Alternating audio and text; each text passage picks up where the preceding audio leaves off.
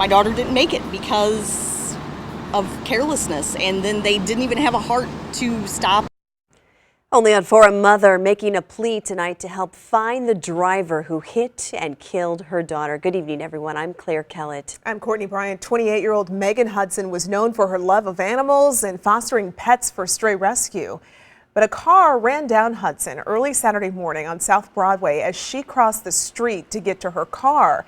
Now her family wants help identifying that driver. News 4's Russell Kinsaw talked to her mother and police today to get the latest on the investigation. Well, right now it is rush hour traffic, and as we watch traffic coming south on Broadway, when it comes by this way, for the most part, traffic's going at or below the speed limit.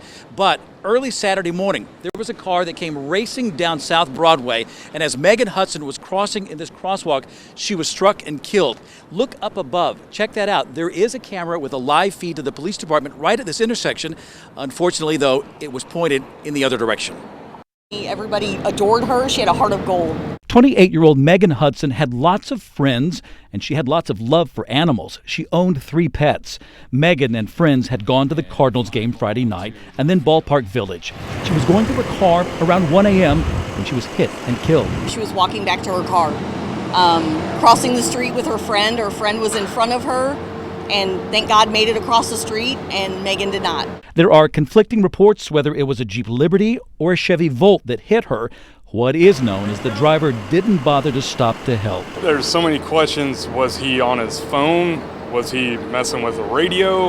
Was he not in his right mind? Businesses in the area are checking for surveillance video that might help, and the Fehrenbachers are hoping there are witnesses who saw something, like a speeding car, who will now come forward and help with the investigation. If you know anybody that has one of these vehicles and there's damage to it, call someone. For Megan's sake, the Fehrenbachers are hoping to get justice and closure, but they also want to say thank you to a man and woman who did do the right thing that night. There were bystanders that stopped, that were with her when I couldn't be, and I want to thank them for that.